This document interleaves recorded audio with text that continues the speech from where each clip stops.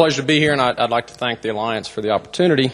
Let me first start by saying this. While many of our member companies have already established their own sustainability programs, the poultry and the egg industry as a whole is late to the table. We're far behind some of the other ag groups, and while that's embarrassing somewhat, we found out through some of the discussions that we've had with those groups that we can learn a lot from them, and we really shouldn't feel embarrassed that we're late to the table. So with that, I think we've decided to embark on this idea that we're going to put a program together for the poultry and the egg industry. And we decided, because we have a great relationship with many of our sister organizations, NCC and NTF and UEP, that this would be a collaborative effort. So we recently embarked on this, and while I say recently, it seems like it's been much longer than recently, but we'll talk about that just a little bit. So when Kay asked me to give this talk, she asked me to address the who, the what, the why, and the when of U.S. poultry and eggs, or the poultry industry sustainability assessment program. So I'm going to attempt to do that, and then I'd like to give you some background on what we've done here recently, and hopefully that gives you an idea of where we are, where we hope to go here in the future. So the who. We've again had the opportunity to talk with many of these other barnyard groups, and they've told us, if you want these programs to be transparent, if you want them to have a broad acceptance across all the consumer groups, all the customer groups, you need to engage those people when you develop this program. So we embarked on this journey about 1.5 years ago by identifying individuals within the poultry and the egg companies who were responsible for their particular sustainability programs. We first polled the companies, quite frankly, to see if they would be interested in putting a program like this together. And we heard a resounding yes. So when we reached out to the poultry and the egg companies and we asked them to identify an individual who would be responsible for participating in this work group, this internal work group as I've called it, they were more than happy to do so. So you see at the top of the list there, we've got the poultry integrators. We've tried to identify their sustainability managers, environmental managers. In the future, certainly we'll have to engage human resource managers or personnel, live operations, and health and safety, because all those things obviously come into play when we talk about the sustainability of our industry. The other groups that we have identified through these conversations that we've had for 1 year or so now are the customers. These are our customers that are interested in knowing what we do.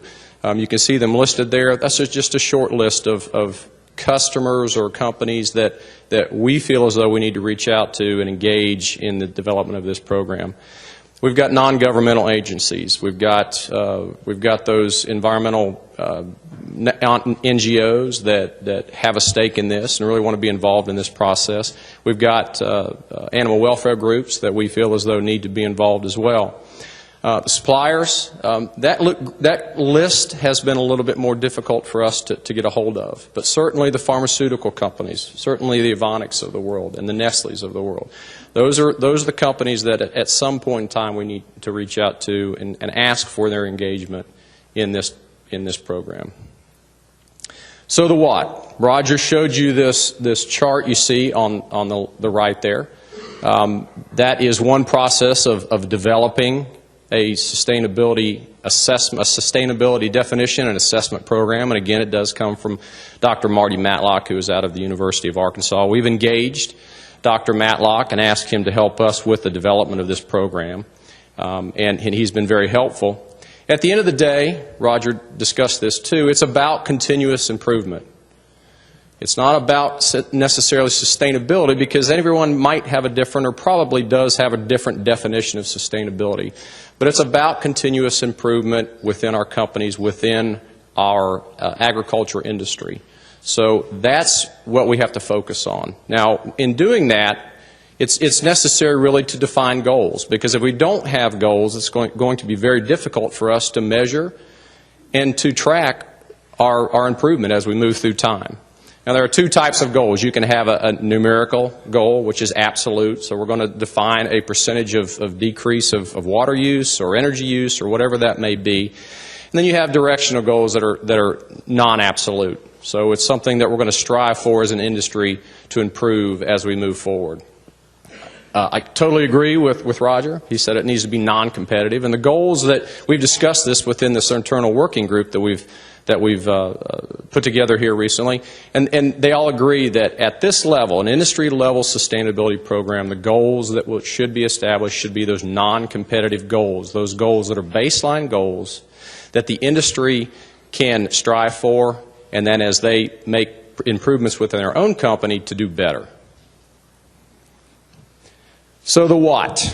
Again, some things have been done within the industry. A few years back, the egg side of the poultry and the egg industry took a look at their particular industry, looking back 50 years, and compared that to how they're doing now. And as you can imagine, it was a fantastic story to tell. So those things can be said for the turkey side of the industry and for the meat and broiler side of the industry as well. So those are some of the things that moving forward we hope to focus on and to put out there to tell the good story that we know we have. Life cycle analysis. We have similar good stories to tell about the reduction in our carbon footprint, the reduction in greenhouse gases, acidification, energy use. All those things need to be addressed as we move forward. Not to discredit increases in worker safety, worker welfare. So all those things need to be addressed when you look at your sustainability program. The when, I wish I could tell you when. I've had a number of conversations with these organizations, whether it's National Cattlemen's Beef Association or it's the dairy industry, as to how long this process should take. I've heard that it has taken some of these groups up to 2 years to just sit down and define sustainability for the industry. You have to realize when you bring all these groups to the table, and all these groups that we talked about earlier, the customers, the suppliers, the NGOs, and the internal stakeholders, they have some level of input into the process. So while I don't like the term, I'll use it, it seems to be like it's herding cats. And how do you come to a consensus on defining sustainability? How do you come to a consensus on developing the key performance indicators that are going to define sustainability for 1, 2, 3 pillars of sustainability?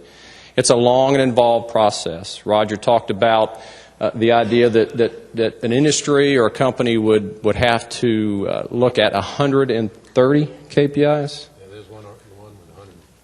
It's that in my mind, that's nearly impossible.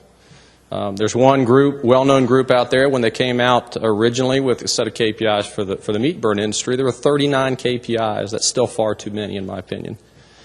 So you have to whittle that down to a set of KPIs that number one, you can measure the success, you can define those KPIs, and you can really look to show that you're getting continuous improvement. So to develop those KPIs takes a long time. Definition of those key performance indicators. We could come up with a list of key performance indicators, but if we don't know the definition of each one of those key performance indicators, I might be talking about one thing, and another stakeholder might be talking about something entirely different. So there has to be consensus on that as well. We have to decide benchmarking. Are we going to look at the continuous improvement over a 5-year period, a 10-year period, a 15-year period? All those things come into play. And, of course, we've got to then establish those goals that we're going to measure our improvement against. And those goals have to be somewhat attainable.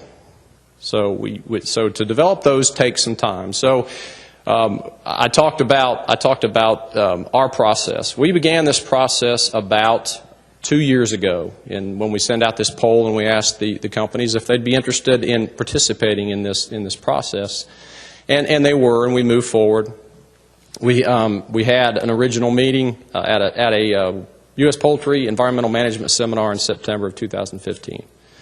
So while not a lot of time has passed, it seems to me that we haven't moved as quickly as possible. But when I do talk to these other stakeholder groups, these other agricultural groups, they tell me that you guys are moving pretty fast.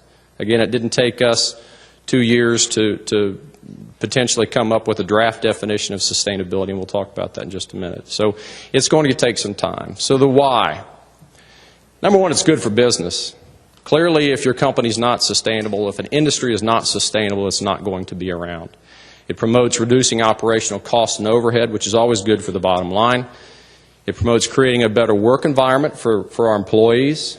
We need to retain those employees, so if we do create that work environment, a better work environment for them, we're going to have them in place.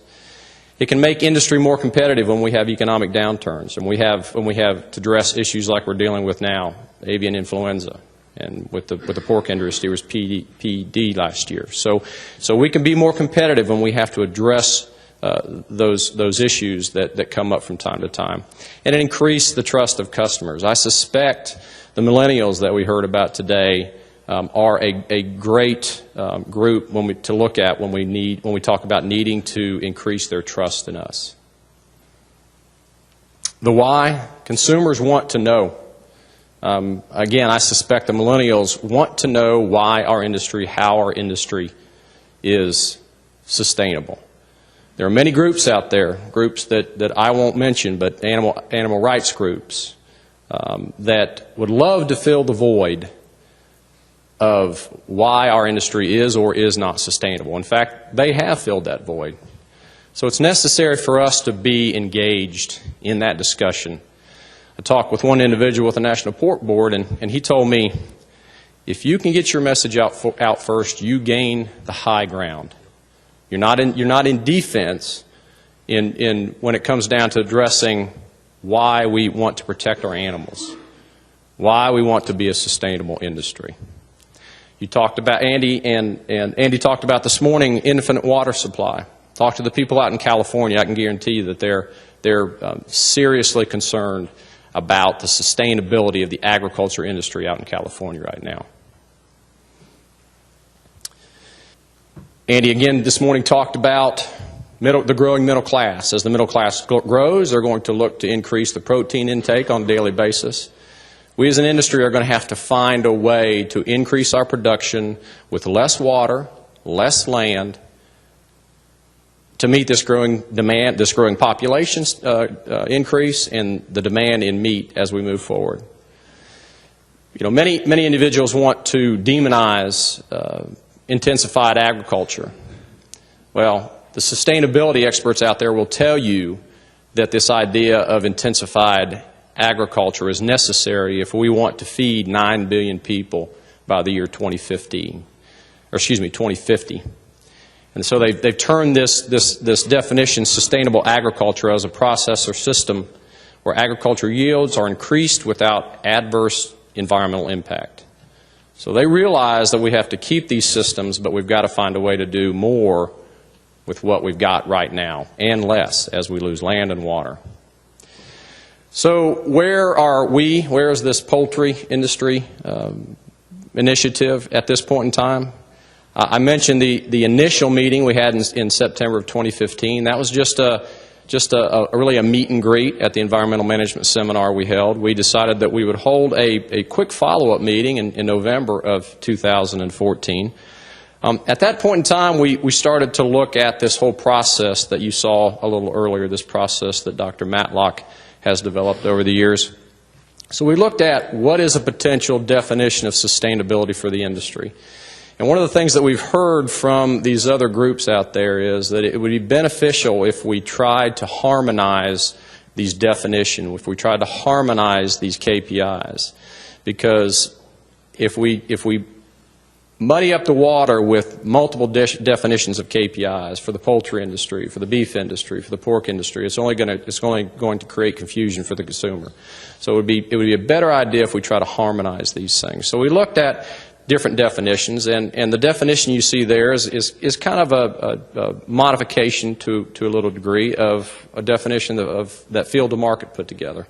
They're one of these other ag groups that are out there trying to define and assess their sustainability. We looked at some mission statements. We looked at some vision statements that I won't get into.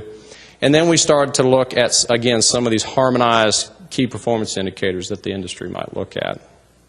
We sat down and we decided, hey, as a group, as an internal stakeholder group, let's develop a materiality matrix to try to rank where, in our mind, those KPIs fall as far as our concern that we need to address first. So that's what you see at the bottom there. We held a follow-up internal stakeholder meeting just last month in Atlanta, Georgia. We started to really jump into the weeds of how we're going to move forward with this process. We addressed how we were going to make decisions within the work group. We identified external stakeholders, companies that we need to reach out to and try to engage in this whole process. We isolated contacts to solicit participation in the development of that program.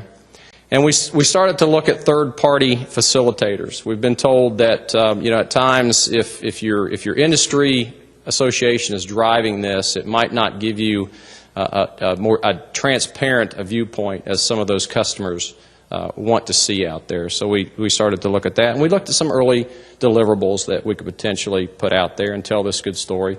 The retrospective look that the egg industry did was a very good story, and certainly we have the same story to tell with the meat bird side of the industry.